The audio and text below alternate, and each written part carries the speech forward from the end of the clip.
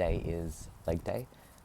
Today's main focus is going to be on mitigating intensity as opposed to perhaps getting higher training arousal, which I feel is not the general consensus. But my issue at the moment is I get way too in the zone straight off the bat on my big compound movements. I get very excited, I get very pumped up, literally and metaphorically. And then it becomes problematic later on in the session because I am just absolutely fried beyond fried. And it still gets done, of course, but is it as productive as it could be? I think not. So today's goal is 120 for 6 on my RDLs, which is my first compound. We'll see how that feels. I want to hit 6, that is the goal. If I don't quite get there, I'll back it back down to 110, try and get that for 8. I feel like that'll be an appropriate rep range, and then just call it at my 2 sets. 2 sets is where I should be at, so that's where I'm going to leave it at, and not do any intensifiers thereafter.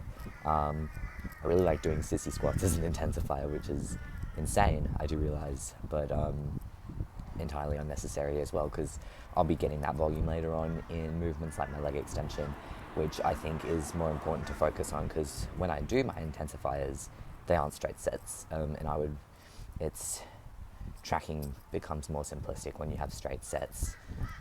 So that is the primary goal, and then the rest of leg day, just take it as it comes, try and get a rep, try and make some weight, what have you. But the pre-workout is about to go in. I've got banana, I've got some rice cakes, and then for my intra, I like to have the curry sweat, if you know, you know, pretty banger.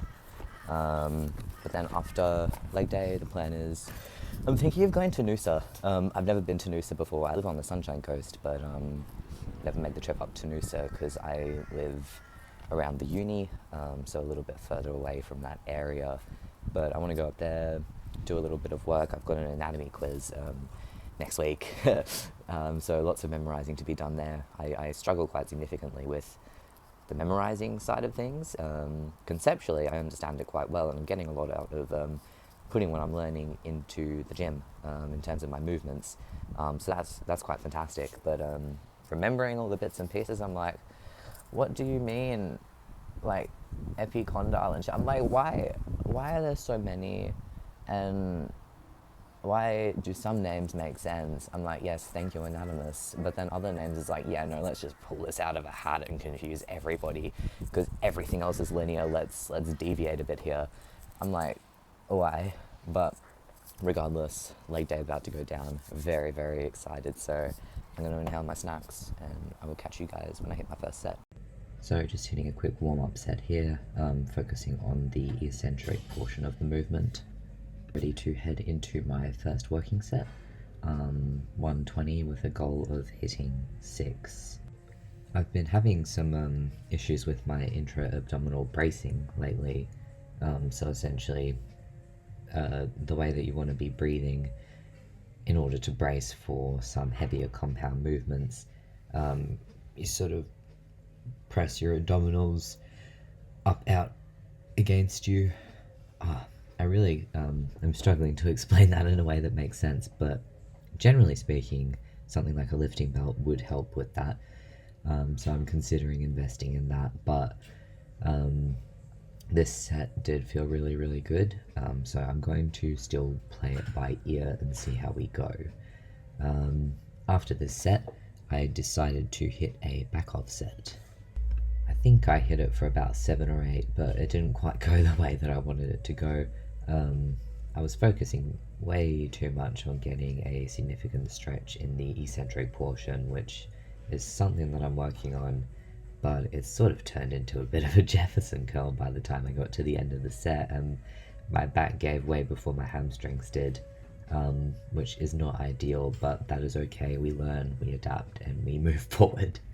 The next movement on the agenda was my leg press. Funnily enough, they always feel quite nice after my RDLs. They don't feel nearly as intense, even though they are a large compound movement. I don't go heavy on these at all either. I find with the range of motion that I'm able to achieve, it allows me to use quite a lightweight my working weight is usually 3 a side, which really isn't that many, especially to fail on. But I ended up getting stuck in the machine. This is the first time that I've been pinned by this one, so it took me a minute to figure out how to escape. But I eventually got out in a most unflattering manner.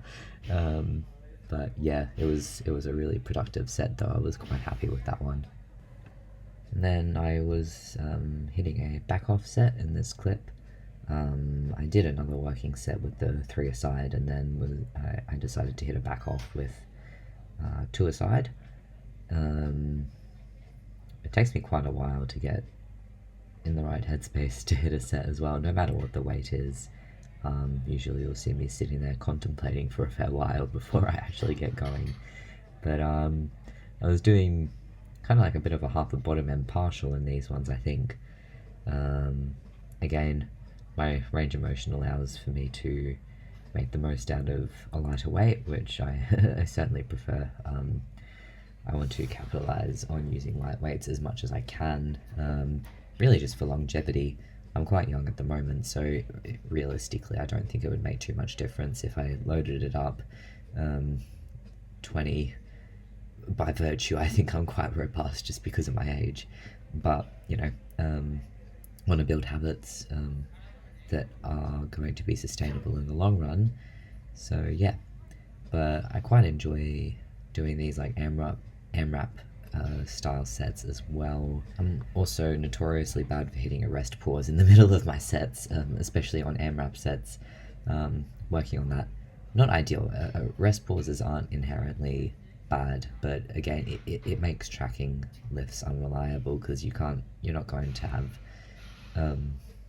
the same rest pause every set, every session.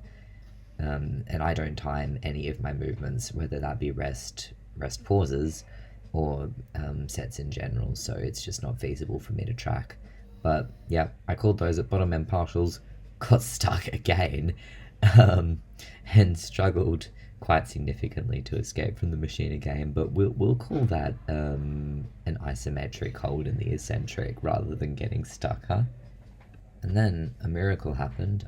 I decided to train core, which I rarely find myself doing, but the other day I tried a variation that I've seen Dirk Emmerich doing a lot, and I thought, you know what, there's no loading there.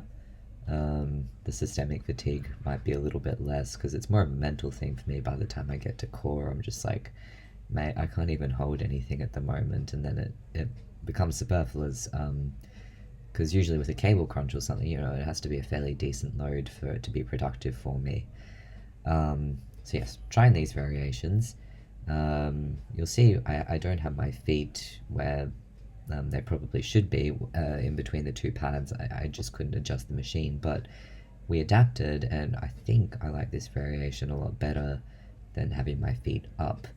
When you train your core, essentially the function of your core muscles is to assist with flexion and extension of the spine. So if you think like a cat-cow yoga pose, that's how you want to train your core: minimal hip movement and really just focusing on flexing and extending the spine.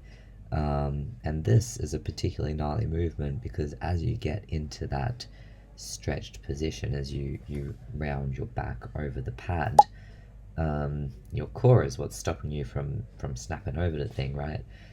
So it puts quite a significant amount of tension in the lengthened position, which is exactly what we want. They are quite humbling though. They really don't look that difficult on paper, but they feel absolutely horrific. So highly recommend if you want a core exercise that's very effective and doesn't require any external loading. Hitting a Jack Rudford Smith special here with the band on the back extensions. Seriously a game changer. Highly recommend. It allows you to load it far more than what you could without the assistance of the band. Genuinely, just because the arms in the back give out, well, for me anyway, they'll give out under the load that I need to stimulate my hamstrings appropriately, and the band just takes some of that off my arms and my back, so then I can still load it the way that I want to without being limited by muscle groups that I'm not even targeting anyway. So yeah, highly recommend. Jack has a really good tutorial for the setup as well on his Instagram. I'll pop it up on the screen somewhere, but if you just put in the search Jack Radford Smith, he should come up as well.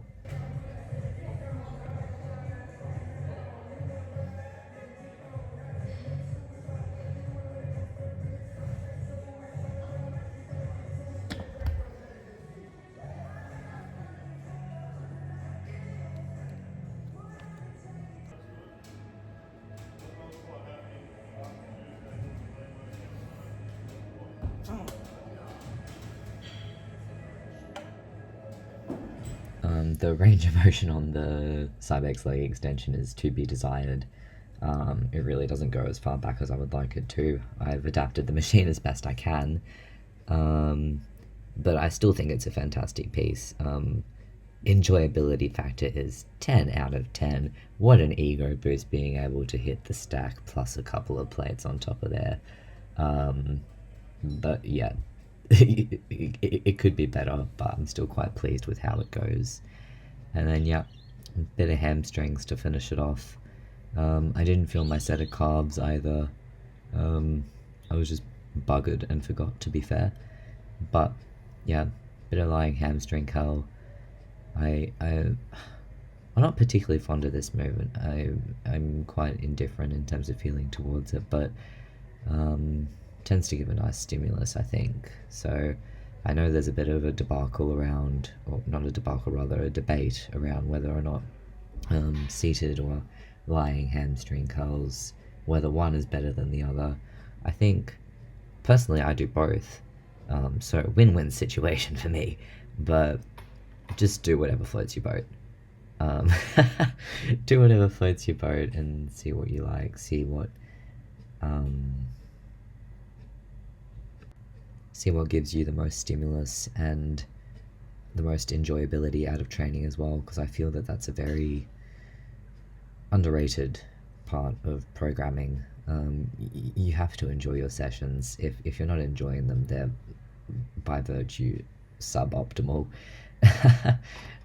You're not going to be giving it your best if you're dragging your feet through the mud. Just finish up with a bit of steps, have my protein, and that's pretty much it for my leg day. I really hope you guys enjoyed this video. Please like, share, subscribe, whatever. And yeah, please also drop any feedback in the comments. Very new to this ball game, enjoying playing the ball game very much though, so any feedback would be appreciated. I will catch you guys in the next one, and thank you.